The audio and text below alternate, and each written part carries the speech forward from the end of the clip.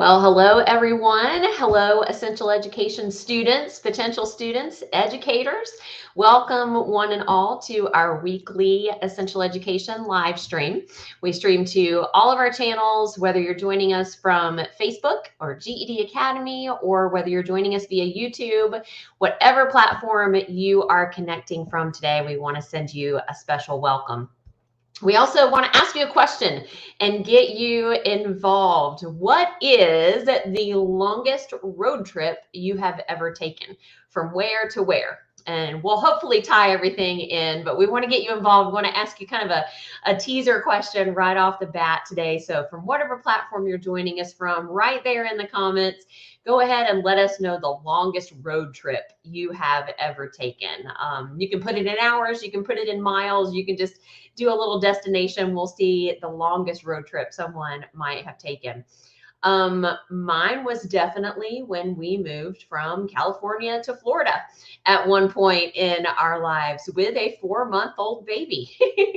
We drove 12 hours a day for 3 days, and that 36-hour trip felt like it was 36 days long, but that would be my longest road trip so far. So I'll be curious to see yours. And we're talking about road trips today because the title of our session, the title of our time, our discussion today is Your Map to Success. And we're going to be talking about priorities. It's your map to success. And I'm going to date myself a little bit here. I'm going to tell you a little bit about how old I am by telling you, yes, I have taken a road trip in the past, not even as a child. In college, I used a real map. Long before we had things, where we could just get our GPS on our smartphone, long before we had navigation systems in our cars, I have used an actual map. And then we evolved to MapQuest, where we could go online and we could print out our map directions, and we could see all of the different turns and the things that we needed to take. We could choose the route that we wanted to take. But boy, have things improved, because now we can log on to our smart device or one of those navigation systems we mentioned, and we can put in that destination. And not only will multiple routes pop up, but we'll also see some obstacles along the way, right? We have an area in town right now that has construction going on certain days, and that area pops up in bright red there on that navigation system and says, hey, wait, this might take priority. This might throw you off course a little bit. You may have to reroute. And we bring that up because one of the things you will often hear us say about getting ready for your high school equivalency credential, getting ready to take that test, getting ready for college, getting ready for a new job, that the best way to pass or the best way to prepare is to plan to pass, to plan out your preparation, to plan out basically that map to success. And along the way, there most likely are going to be some obstacles. There's going to be that stretch of red that you hit. And then there's the opportunity then that we have to really do one of two things.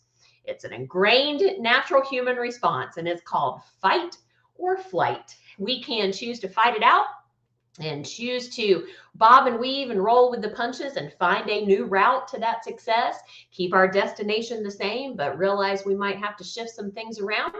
Or we can flight. We can fly. We can move away from the things that we let that obstacle stop us. We let that frustration cause us to throw up our hands. We don't want to do that. So we want to give you a new map of sorts today. And you'll see that map is in all capital letters there. It's going to be an acronym. We want to give you a new map of sorts today. When you have a goal in mind, when you have a big goal, a big destination in mind, some things to help you adjust, help you bob and weave, help you to continue to keep that destination, even if the route changes from time to time. And we're going to be doing this by focusing our attention on priorities.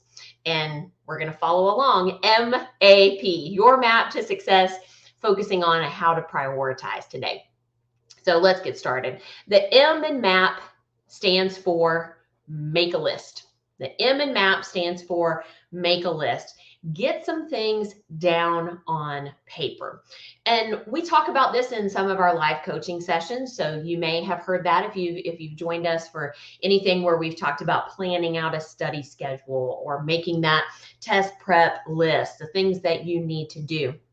But this is a list more of the things that you have to do in life, all of the things you have to do in life, and holding yourself accountable to the things that fall into one of 4 different categories, because everything we do throughout the day really can fall into one of 4 categories.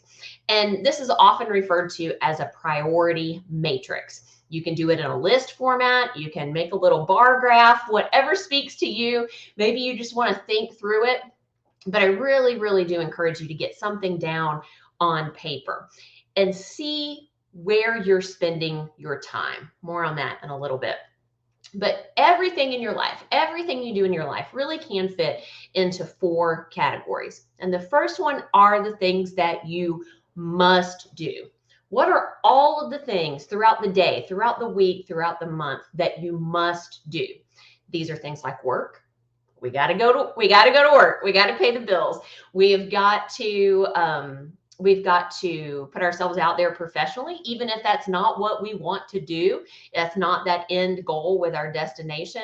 There's still a means to an end there. And so we have things that we must do in that work category. And those things might look different every day, right? My good friend Dolly Parton, I wish we were friends. That would be so fun.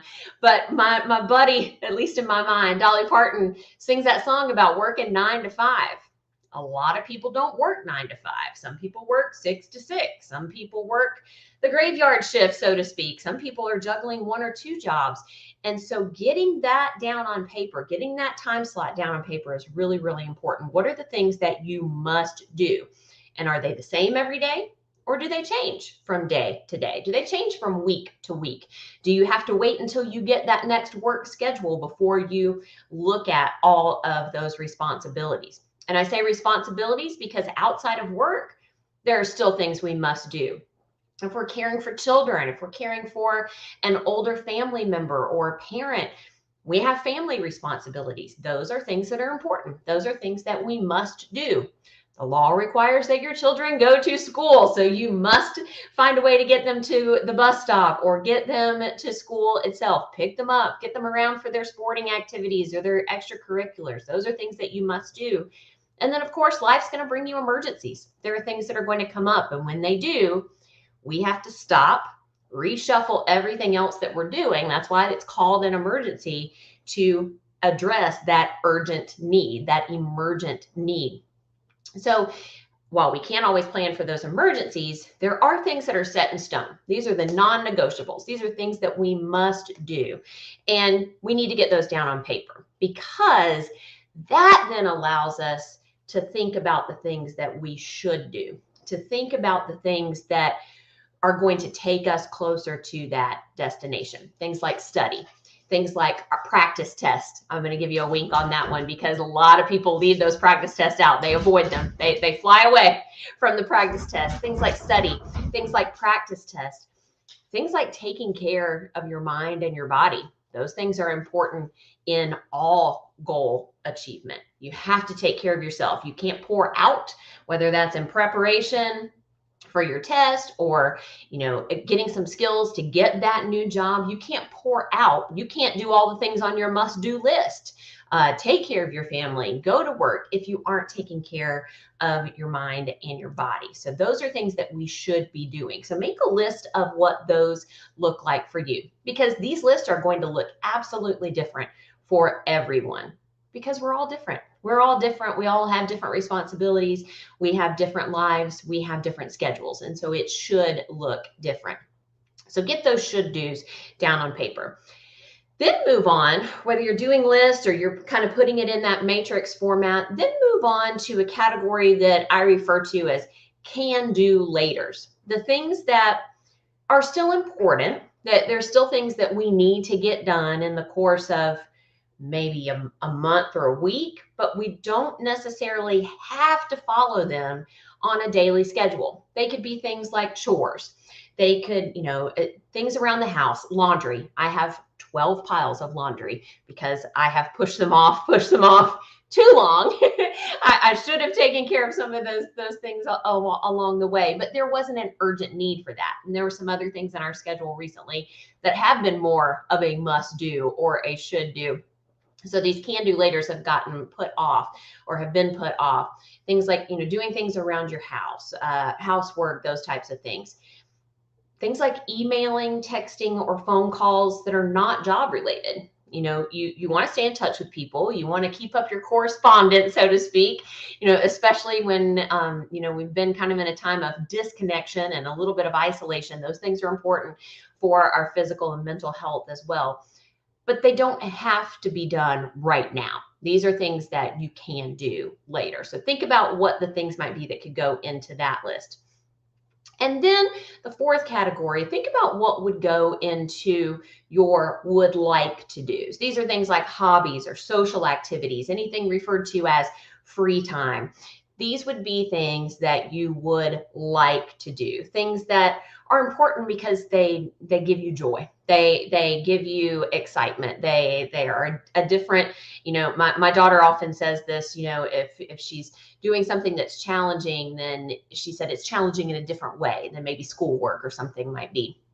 So we all need those types of things too, but they're not on a set schedule and they aren't things that we must do or we should do. So we have some flexibility there. So after you make these lists, after you get these things down on paper, the M, the make that to-do list or make a list, the A in MAP, your map to success, your map to setting your priorities, stands for ask yourself. A stands for ask yourself.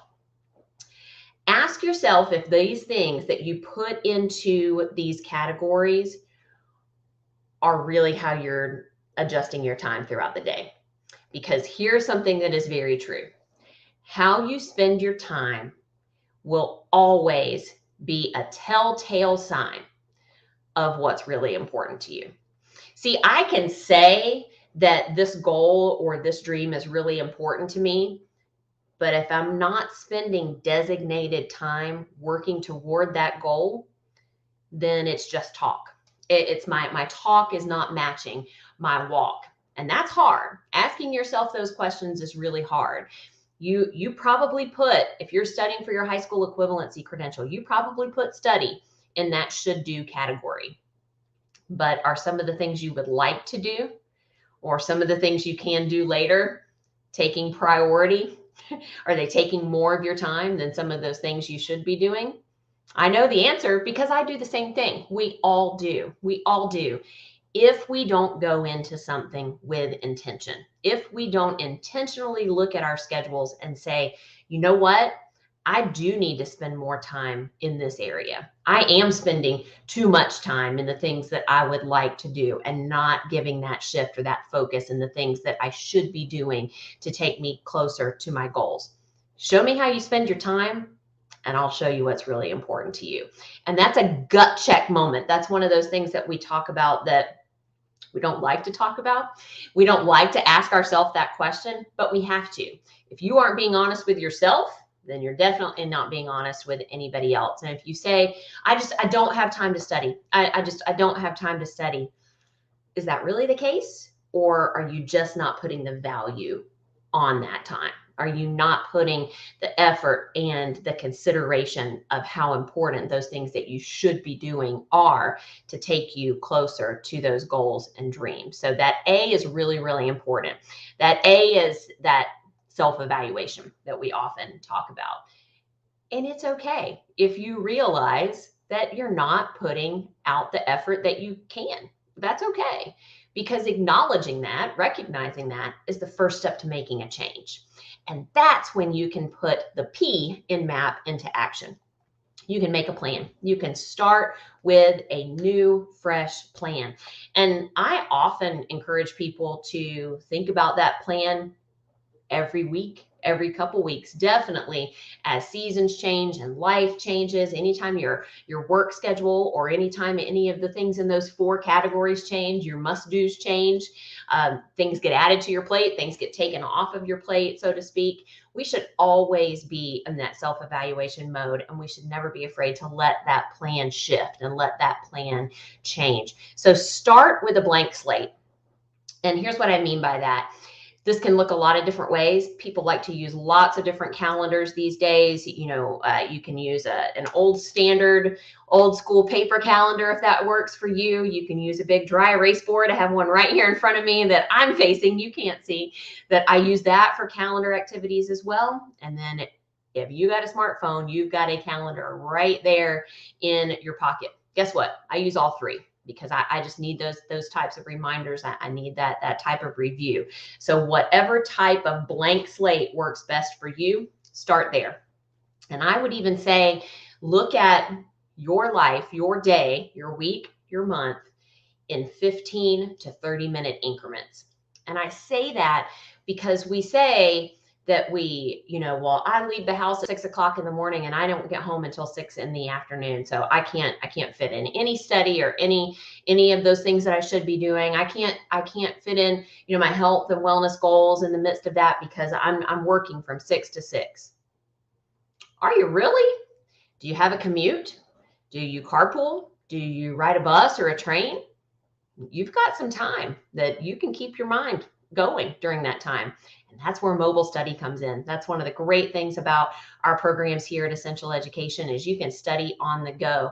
And we break up those lessons into little bite-sized pieces. This lesson will take you about 20 minutes. This lesson will take you about 30 minutes. You've got those lesson estimates every time you log in. Squeeze out those minutes. Do you have a lunch hour? I don't know about you. I mean, I would like to. I don't know when the last time I sat down and just ate for an entire hour was. If you are fortunate enough to have a break, you're fortunate enough to have a lunch break, a lunch hour, then sure, fuel your body. But also, are there some should do's that you can get in there? Can you take a walk and fuel your physical body so that you're ready and prepared to study later after work? Can you get some more study during that lunch break? Can you, again, take that smartphone, take that laptop, take that tablet and study on the go? Maybe you might be able to fit some time in there. But until you look at your schedule in those little 15 to 30-minute increments, you won't see where those open opportunities might be. If one of your family responsibilities is picking up the kids, that carpool line can be pretty long. As long as you've got an internet connection, you can get some study done. Squeeze out the most of your day. Don't just say, well, I can't do anything during this time. There may be some open opportunities in there that you are missing. So start with that blank slate, plug in your must-dos, then very quickly put in your should-dos and try to stick to that schedule. Again, will life happen? Absolutely. Will things come up? Absolutely. But start with intention. Start by saying, you know what? I'm not just going to keep talking about what I'm doing to work towards my goals. I'm actually going to walk that walk. I'm going to put those steps into play. So start with that blank slate. It might mean you have to get creative. You might have to take advantage of some of those study on the go opportunities. You might have to multitask here and there. But remember, your schedule is your schedule. It's not my schedule. It's not your neighbor's schedule. If you're in a classroom environment, it's not the same as your teacher or anyone in your class. Your schedule, and that includes your study schedule, that includes your health and wellness schedule, that includes your job preparation schedule. All of those things can and should be personal. I will tell you something that will defeat you from the very beginning. If you are constantly comparing yourself to other people, most of the time, we won't be able to fight past that. If I'm constantly looking at what someone else has, I look at their life and I say, I don't know how they do all of the things. Guess what? They don't do all the things. You don't see all the plates that they drop. You don't see all of the things that don't happen in the course of their day because we live Instagram lives, right? We always want to put out the positive. These are all the things that went well.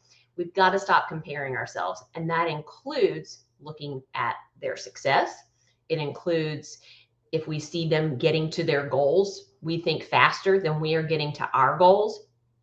And that includes, well, so-and-so studies every day. They study every day. Okay, that's great. If they have a 9-to-5 job and they can study every day and their schedule never changes, that's fantastic if that works for them. But if you work a job where you have 3 days a week that you work a 12-hour shift, or you have a 16-hour day, it doesn't make sense to try to put in a big bulk of study on those days. That doesn't work for you. That doesn't work for your schedule. All you will do is get frustrated and you'll feel like you're failing before you even start. All that means doesn't mean any of those things. All of that means is that you aren't working according to your life and your schedule. And you have to if you want to get those big goals and dreams in hand. Stop the comparison game. Look at your life, look at your schedule, and hold yourself accountable to the things that you should be doing to take you closer to those dreams and goals, not what someone else is doing.